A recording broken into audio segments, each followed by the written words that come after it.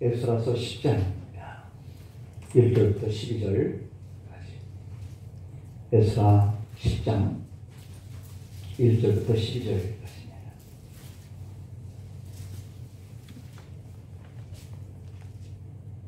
봉독해 드리겠습니다. 에스라가 하나님의 성전 앞에 엎드려 울며 기도하여 죄를 자복할 때에 많은 백성이 크게 통곡하며 이스라엘 중에서 백성의 남녀와 어린아이의 큰 무리가 그 앞에 모인지라. 엘람 자손 중 여히엘의 아들 스가냐가 에스라에게 이르되 우리가 우리 하나님께 범죄하여 이 땅 이방 여자들을 맞이하여 아내로 삼았으나 이스라엘에게 아직도 소망이 있나니 곧 내 주의 교훈을 따르며 우리 하나님의 명령을 떨며 준행하는 자의 가르침을 따라 이 모든 아내와 그들의 소생을 다 내보내기로 우리 하나님과 언약을 세우고 율법대로 행할 것이라. 이는 당신이 주장할 일이니 일어나소서 우리가 도우리니 심서 행하소서 합니다. 이에 에스라가 일어나 칠상들과 레위 사람들과 온 이스라엘에게 이 말대로 행하기를 맹세하게 하며 우리가 맹세하는지라. 이 에스라가 하나님의 성전 앞에서 일어나 엘리야십의 아들 여호하나의 방으로 들어가니라. 그가 들어가서 사로잡혔던 자들의 죄를 근심하여 음식도 먹지 아니하며 물도 마시지 아니하더니 유다와 예루살렘에 사로잡혔던 자들의 자손들에게 공포하기를 너희는 예루살렘으로 모이라.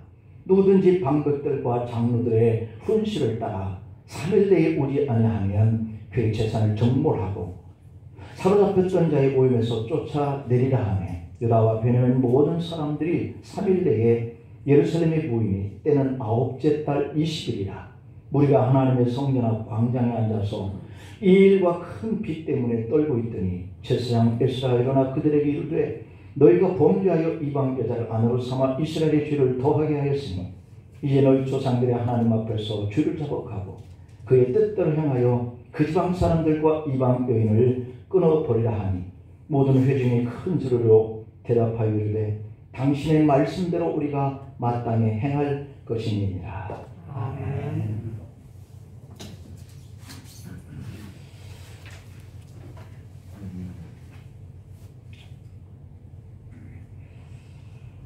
거룩함을 회복하게 하소서 라고 하는 말씀으로 우리가 같이 은혜를 나누는 시간을 갖겠습니다.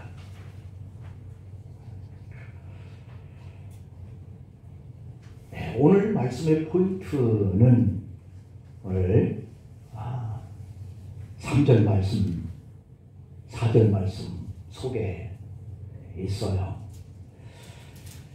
내 주의 교훈을 따르며 우리가 하나님의 명령을 떨며 준행하는 자의 가르침을 따라 이 모든 아내와 그들의 소생을 다 내보내기로 우리 하나님과 언약을 세우고 율법대로 행할 것이다.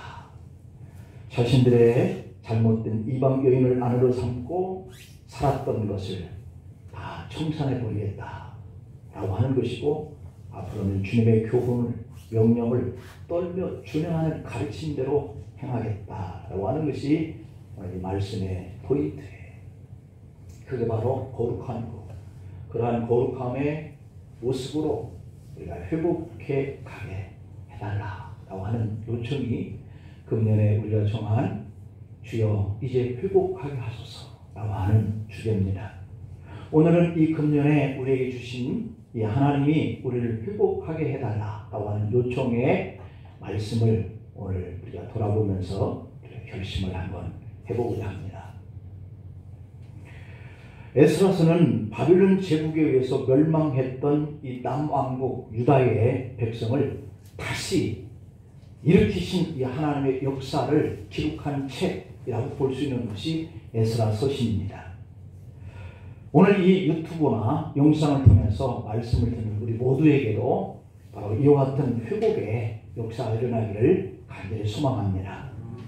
옛 남왕국 이 유다의 백성이 이 바벨론 이 포로 생활 속에서 해방을 이어서 고국 땅 유다로 돌아가 다시 재건할 수 있었다라고 하는 것은 어쩌면 그들의 노력보다는 하나님의 일방적인 그들을 회복하게 하시는 이런 은혜로 된 것이다 라고 하는 거예요.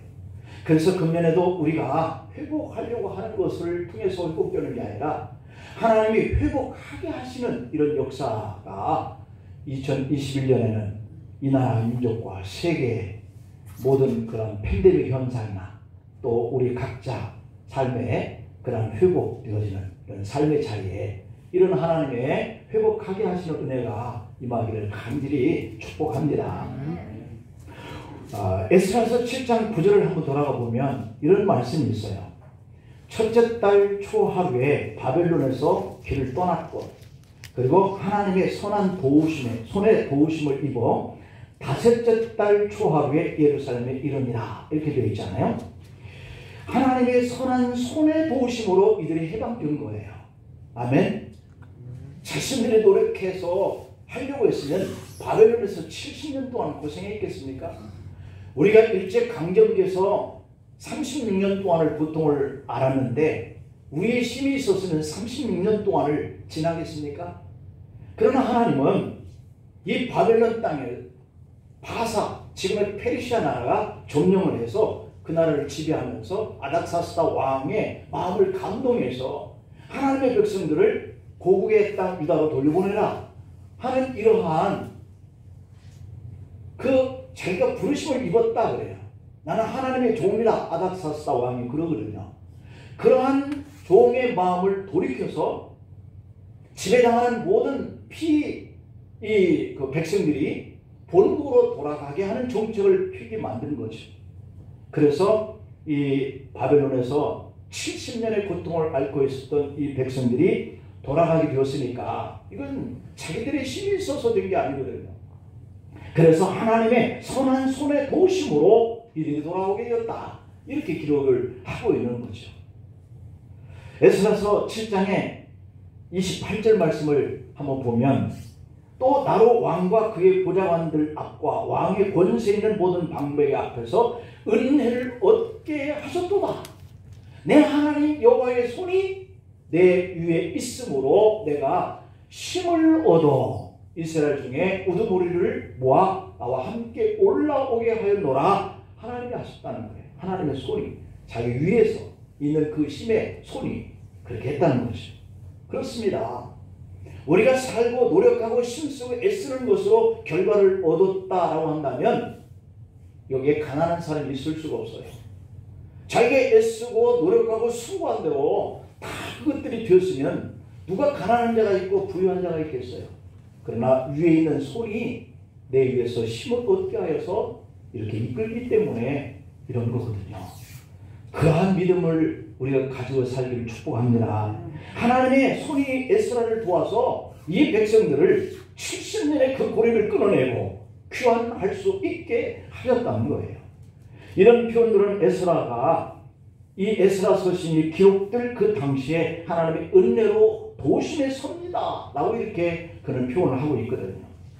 하나님은 하나님이 택하신 백성들을 바벨론에서 다시 유다 땅으로 돌아오게 하셨는데 위에서 주시는 그 신의 손이 그들에게 도움을 주고 은혜를 베푸셔서 이렇게 돌아왔다는 겁니다.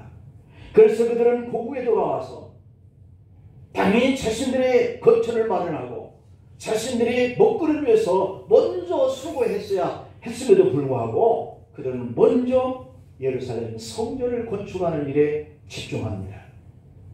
바벨론 포로로 사로잡혀갔던 이 유다 백성들이 그 땅에 돌아와서 살고 있었던 이 이방 민족들의 공작, 방해 공작, 그것으로 인해서 성전 건축과 다시 무너진 이 벽을 쌓는 그 일이 방해되어서 중단되기도 했지만 하나님은 바벨론 패권국인 이 바사 왕의 마음을 움직여서 마침내 성전을 재건하는 일에 성공을 하죠. 하나님의 택한 이스라엘 민족에게는 성전이라고 하는 것은 절대적인 것이었지만 성전 건축이 공동체를 세우는 이 전부는 아니었다. 성전 건축 이후에 그 이스라엘 민족 공동체를 세우는 것보다 더 하나님의 성전을 건축하는 일에 우선적으로 그들이 나섰고 그 일은 결국 자신들이 하나님을 떠나서 살았던 이 삶을 돌이키고 회개하는 마음으로 하나님께 예배를 드리기 위해서 자신의 거처와 자신의 생활고의 문제를 해결하기보다 먼저 성전 재건에 앞섰고 번제와 제사를 드리는 일에 먼저 앞선 것이죠. 이게 뭐냐면 예배의 회복입니다. 마음의 중심에 하나님을 향한 이 바른 예배의 회복이야말로 성전 재건의 목적이었고 다음의 민족 공동체를 재건하는 이런 일로 이어지는 거죠. 이 중대한 일에 쓰임받기 위해서 부름받은 사람이 바로 에스라였습니다. 바벨론을 정복하고 멸망시켰던 이 바사의 고레스 왕의 칙령에 따라서 이 유다 백성이 바벨론에서 고국 유다 땅으로 돌아오기 시작한 때부터 약 80년이 지난 이후에 예루살렘의 새 성전이 봉헌되고 그리고 제60년이 지나서 바사왕 아닥사스다 때에 에스라가 바벨론에서 예루살렘으로 돌아온 거죠. 에스라서 7장 1절을 한번 볼까요? 이 일 후에 바사왕 아닥사스다가 왕위에 있을 때에 에스라라 하는 자가 있으니라. 그는 스라야의 아들이요 이사야의 손자요 힐기야의 증손이요 라고 이렇게 되어 있어요. 여러분, 이 에스라서에 기록되어 있는 대로 이 에스라가 하나님 앞에 고국에 돌아올 이스라엘 백성들을 이끌고 오는 그러한 인물이라고 성경에서 밝히고 있고 7장의 6절에 보면 이 에스라가 바빌론에 올라갔다라고 이렇게 기록되어 있습니다. 그런데 이 에스라를 하나님이 모세에게 주신 율법에 익숙한 학자다라고 이렇게 되어 있고 그는 하나님께 도움을 입은 사람이다라고 기록되어 있습니다. 그러니까 에스라는 사실 모세의 형 아론의 16대 자손이고 대제사장 가문에서 출생을 했죠. 에스라서 7장 5절에 한번 보면 이렇게 기록되어 있어요. 아비수아의 13대 손이요 비느하스의 14대 손이요 엘라살의 15대 손이요 대제사장 아론의 16대 손이다 이렇게 되어 있죠. 그러니까 에스라는 학자이기도 하고 대제사장이기도 하다라고 하는 거죠. 그러니까 그는 율법을 연구하는 사람뿐만 아니라 그 율법을 준행시키기 위해서 율례와 규례를 가르치는 제사장이기도 했다라고 하는 거죠. 에스라서 7장 10절 말씀을 볼까요? 에스라가 여호와의 율법을 연구하여 준행하며 율례와 규례를 이스라엘에게 가르치기로 결심하였더라 이렇게 되어 있고 11절을 한번 보면 여호와의 계명과 말씀과 이스라엘에게 주신 율례 학자요 학자 겸 제사장인 에스라라고 이렇게 기록이 되어 있습니다. 그리고 7장 13절을 보면은 바사왕 아닥사스다는 에스라에게 조서를 내기를 나라에 있는 이스라엘 백성과 그들 제사장들과 네 사람들 중에 예루살렘으로 올라올 뜻이 있는 자는 누구든지 너와 함께 갈지어다 이렇게 기록되어 있어요. 그러니까 예루살렘에 하나님의 성전은 재건되었지만 유다 백성의 영적 상태가 어떠한지를 점검하도록 에스라를 보내겠다라고 하는 것이죠. 바사왕은 에스라를 보내면서 에스라 7장의 15절 16절에 보면 이 왕과 자문관들이 예루살렘에 거하시는 이스라엘의 하나님께 성심으로 드리는 은금을 가져가고 또 네가 바벨론의 온 도에서 얻을 모든 은금과 및 백성과 제사장들이 예루살렘에 있는 그들의 하나님의 성전을 위하여 기쁘게 드릴 예물을 가져다가 라고 이렇게 기록되어 있습니다. 그러니까 이런 은금을 가져다가 백성과 제사장들이 예루살렘에 있는 그들의 하나님의 성전에서 하나님께 드리는 제사가 온전해지게 드릴 수 있게 했다라고 하는 거예요. 뿐만 아니라 아닥사스다 왕은 유브라나의 강 건너편 모든 창고지기에게 조서를 내리는데요. 7장의 21절 23절까지 보면은 하늘의 하나님의 율법학자 겸 제사장 에스라가 무릇 너희에게 구하는 것을 신속히 시행하되 은은 100달란트까지 밀은 100고루까지 포도주는 100밭까지 기름도 100밭까지 하고 소금은 정량 없이 하라. 무릇 하늘의 하나님의 존을 위하여 하늘의 하나님이 명령하신 것은 삼가 행하라. 어찌하여 진노가 왕과 왕자의 날에 임하게 하랴. 하나님 앞에 이스라엘 백성들이 예배드리는 이 일이 끊어지는 것, 하나님 앞에 제사하는 이 일이 드려지지 않게 되는 것이 곧 아닥사스다 왕과 그의 왕자들이 대가 끊쳐지는 것으로 봤다라고 하는 것을 볼 수 있습니다. 이방인을 들어서 쓰시는 하나님의 역사도 이방인의 왕의 마음도 하나님과의 이 관계가 끊쳐지고 하나님께 나가서 예배하는 일이 끊쳐지면 자신과 자신의 왕의 대가 멈춘다라고 하는 이런 관점의 믿음을 가졌던 것을 우리에게 보여주고 있어요. 그래서 이 아닥사스다 왕을 통해서 에스라가 정말 하나님 앞에 예배드려야 할 이 백성들의 그 예배가 드려지는지, 그리고 드려질 수 있도록 그들이 가난하니까 드릴 것이 없어서 그럴까봐 이런 많은 재물들을 손수 가져가게 하고 은금을 가져가게 하면서 주님께 드리게 하는 이런 일들을 보여주고 있는 것이죠. 에스라를 도왔다라고 하는 것이죠. 이 조서를 통해 에스라는 율법을 가르치는 영적 지도자로서의 권위를 부여받았을 뿐만 아니라 법관과 재판관을 임명되어지고 그들로 모든 백성을 재판하게 하는 이런 정치적인 권위까지도 부여받게 되어서 왔다는 겁니다.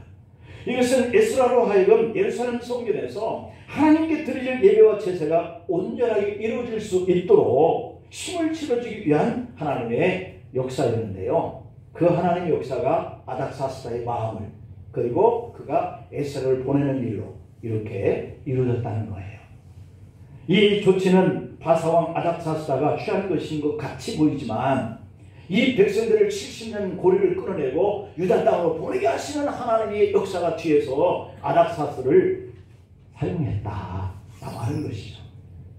오늘 우리가 주님 앞에 나와서 예배드리는 것 같지만 우리 뒷 배경 속에서 예배할 수 있는 이 마음을 하나님이 주신 줄 믿습니다.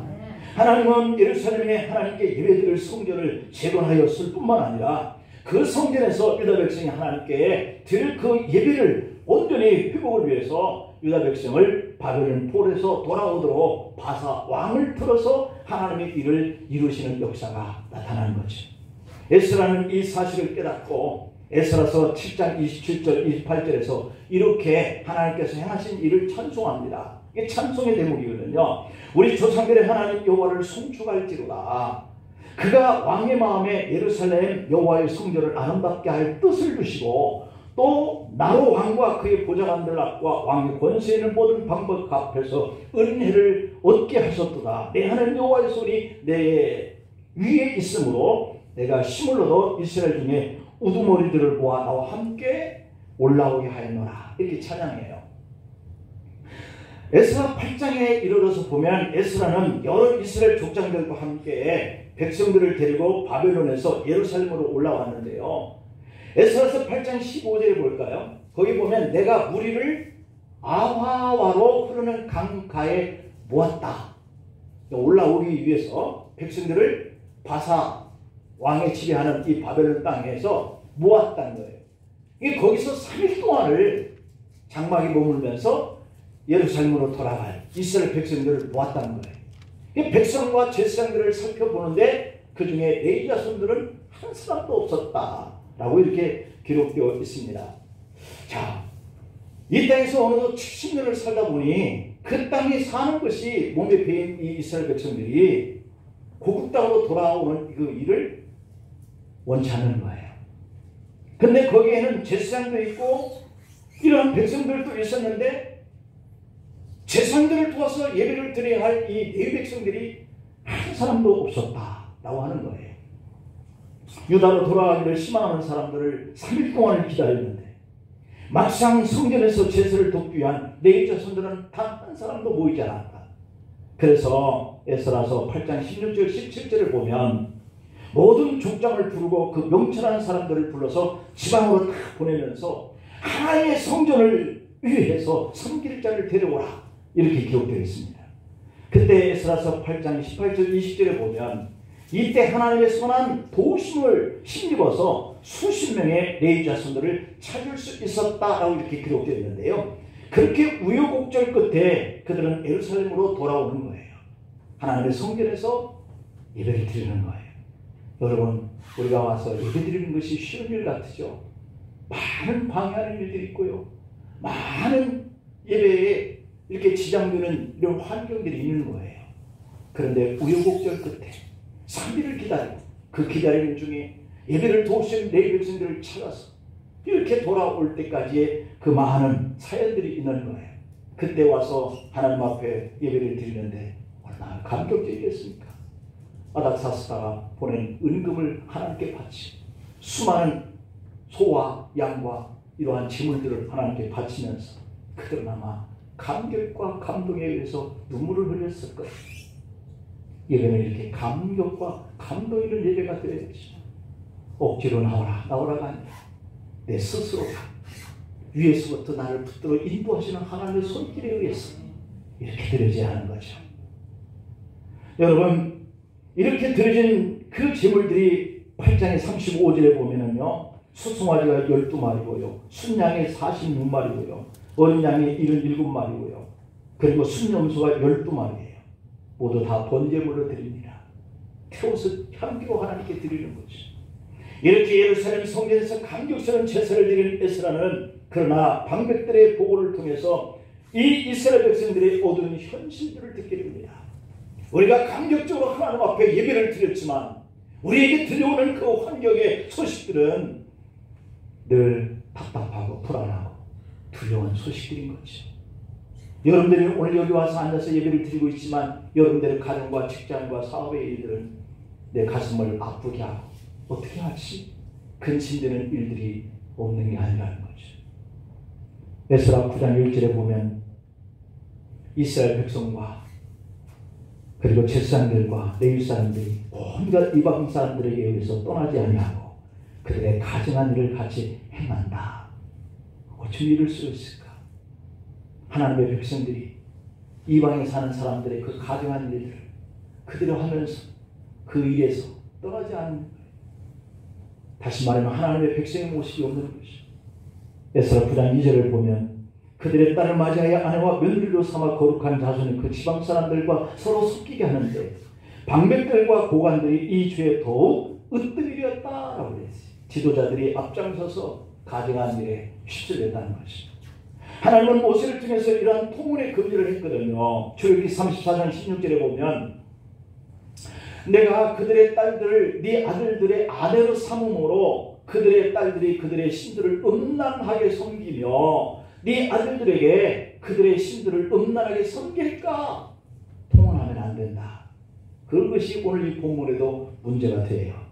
신명기 7장 3절 4절에 보면 또 그들과 혼인하지도 말지니 네 딸을 그들의 아들에게도 주지 말 것이요 그들의 딸도 네 며느리도 삼지 말 것은 그가 네 아들을 유혹하여 그가 여호와를 떠나고 다른 신들을 섬기게 하므로 여호와께서 너희에게 진노하사 갑자기 너희를 멸할까 한다.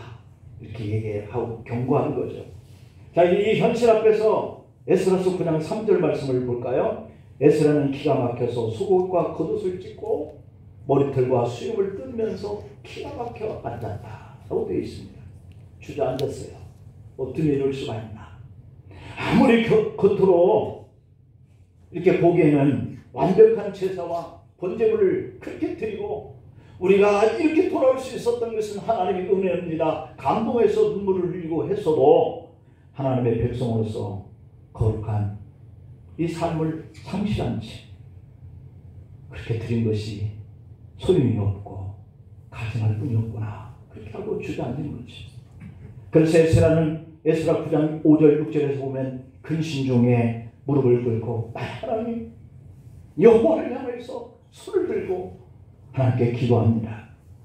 나의 하나님이요 내가 부끄럽고 낯이 뜨거워서 감히 나의 하나님을 향해 얼굴을 들지 못하고 이는 우리의 죄악이 많아 정수리 넘치고 우리의 허물이 너무 커서 하늘에 미침입니다 라고 이렇게 자복하면서 우는다.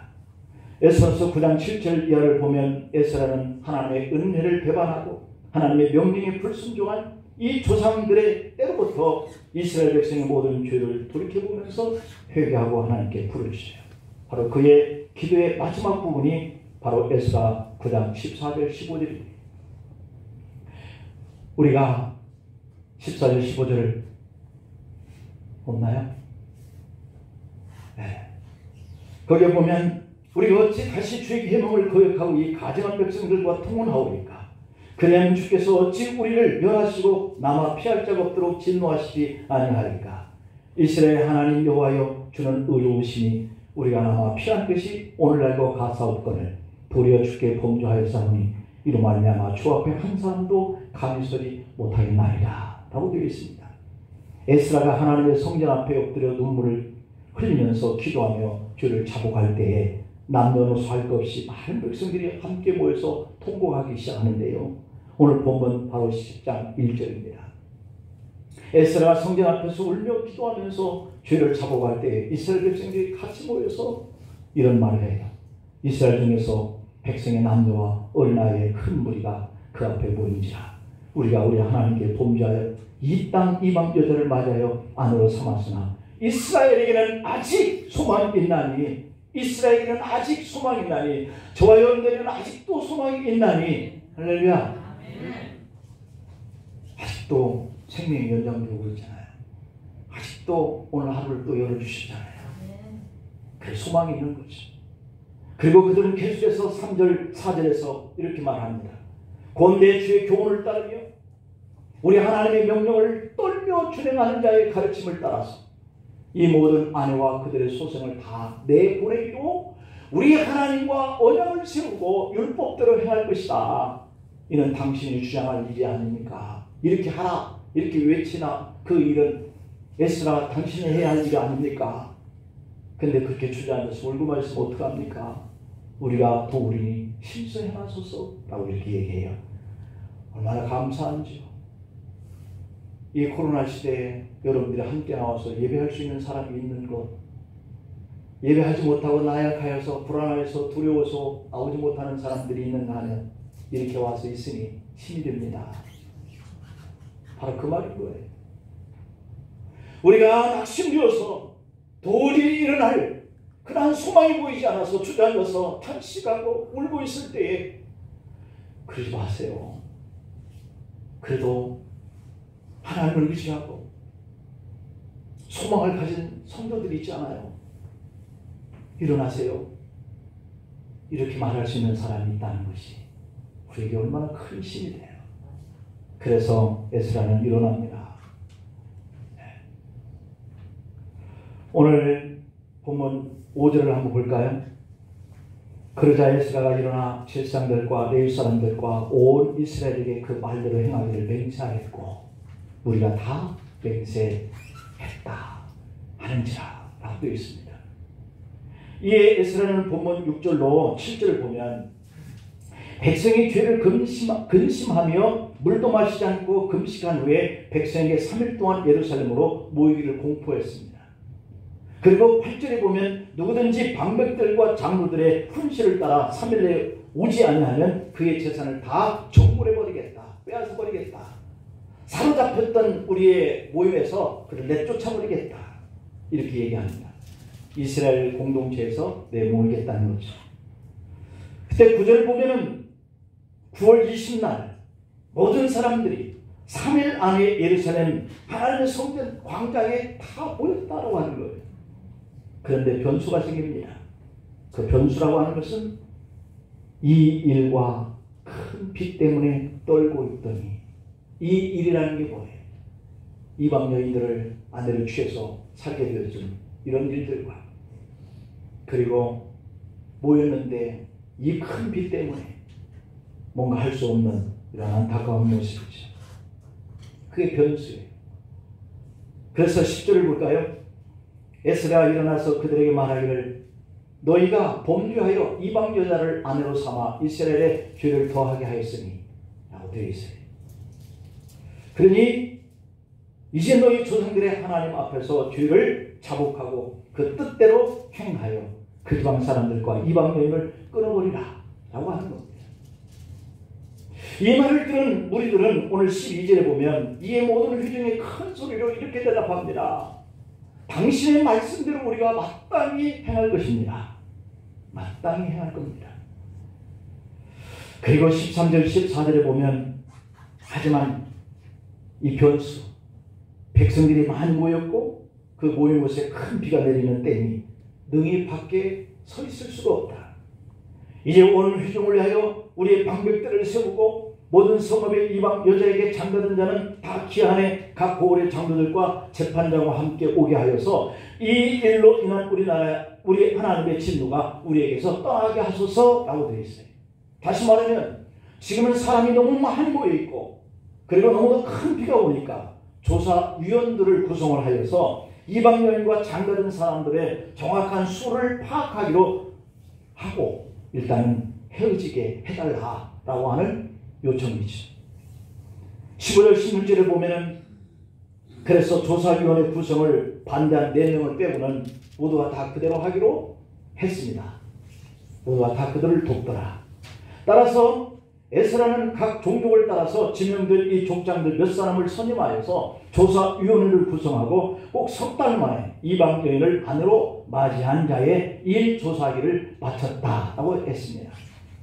그리고 17절로 19절에 보면 제사장의 무리 중에 이방 여인을 아내로 맞이한 자들은 다 손을 잡아서 맹세하면서 그들의 아내들을 내보내기로 결정을 합니다. 그 결과 모두가 다 110쌍이 이혼하게 되었다.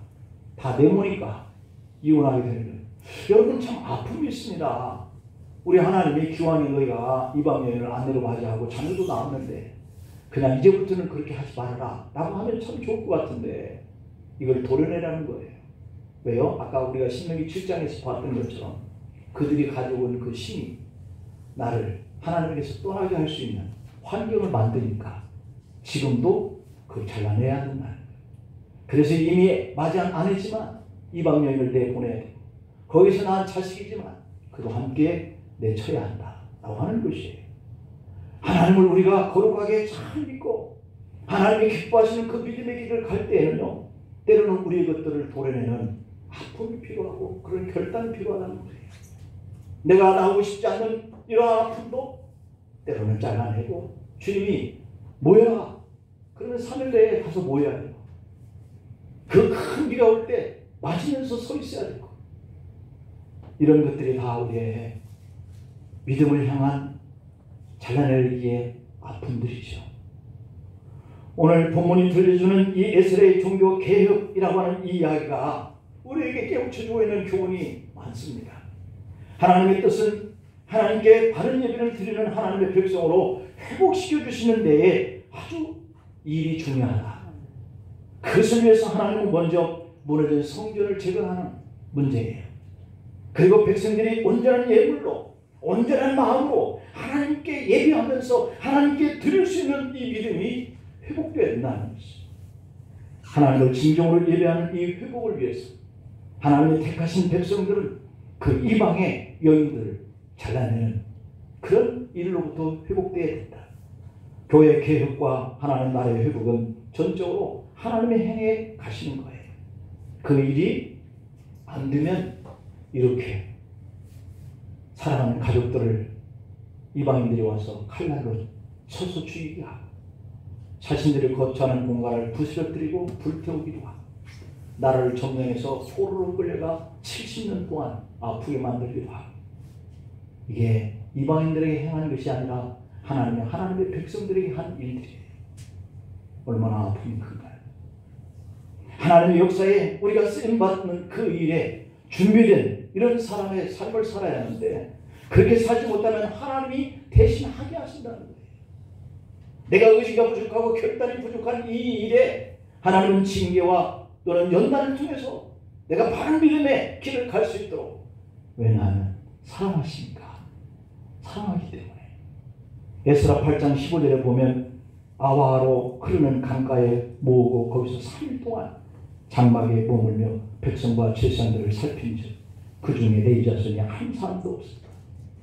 에스라는 8장 17절에 보니까 가시랴 지방으로 사람들을 보내서 그 족장 이또에게 나아가게 하고 이또와 그의 형제 곧 가시랴 지방에 사는 느디민 사람들에게 할 말을 일러주고 우리 하나님의 성전을 위해서 섬길 자를 데리고 오라 하였더니 라고 되어 있습니다. 그렇습니다. 하나님께 예배드리는 일에 부름받는 사람들이 하나님이 필요하다는 거예요. 하나님의 교회에 예배드리는 하나님의 백성들이 필요하다는 거예요. 하나님께 예배를 드릴 수 있도록 흩어져서 찾아오라는 거예요.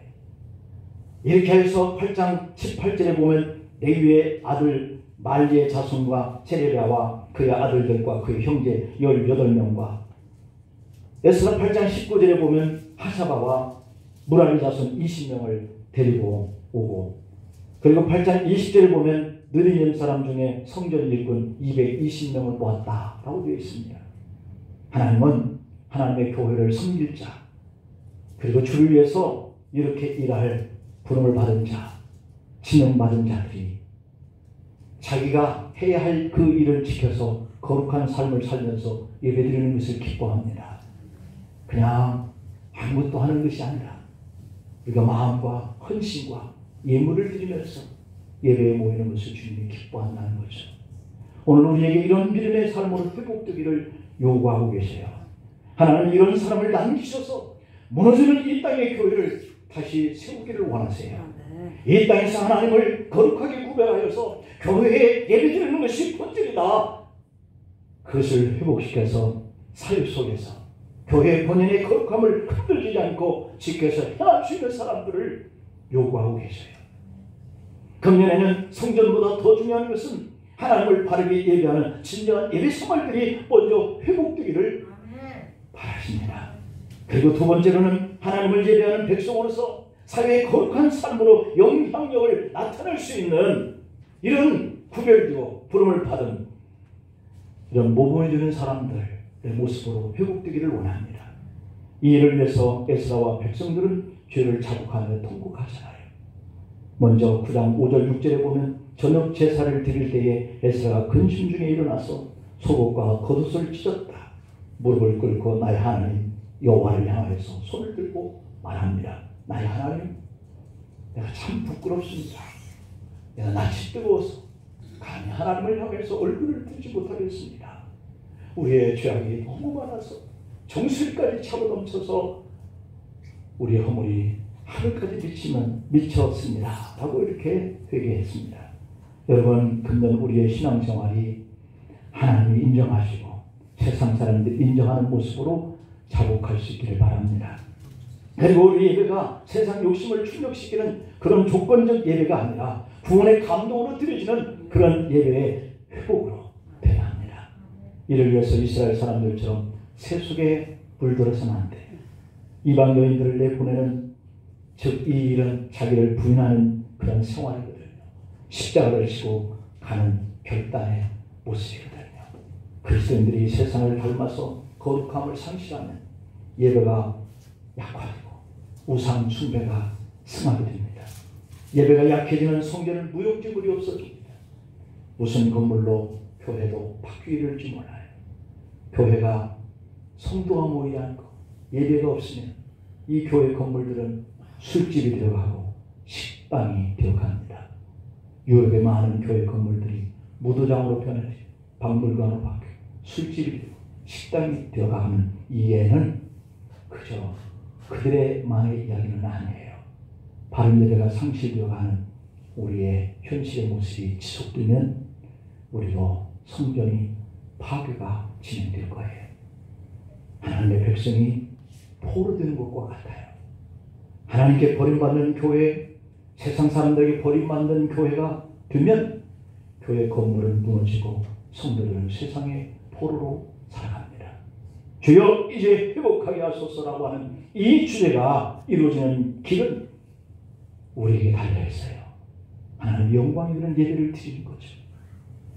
거룩한 성도의 삶으로 회복되어서 세상 속에 놓아지고 세상에서 인정받는 성도의 삶이 되어질 때 이 일은 가능한데 이 한 해가 주여 회복하게 하소서 되는 한 해가 되기를 간절히 소망합니다. 기도하시겠습니다. 아버지, 주여 2021년이 주님께서 회복하게 하시는 그런 교회 성도가 되기를 갈망합니다. 주여 우리가 자복합니다. 주님 우리가 부끄럽습니다. 우리가 회개하고 하나님의 교회가 다시 교회되게 하시고 이 교회에 출입하는 성도들이 성도의 거룩한 모습으로 회복되게 하소서. 세상을 밝히는 등불이 되고 주님이 기뻐하시는 그런 성도로서 세상에 영향력을 끼쳐가게 하여 주셔서 우리가 존경받는 교회가 붕괴어지는 그러한 한 해가 되게 역사하여 주옵소서. 이런 에스라를 도왔던 손이 주님의 손이 위로부터 내려온 손이었기에 가능했던 것처럼 저희들도 회복하게 도와주옵소서. 예수님의 이름으로 기도합나이다. 아멘.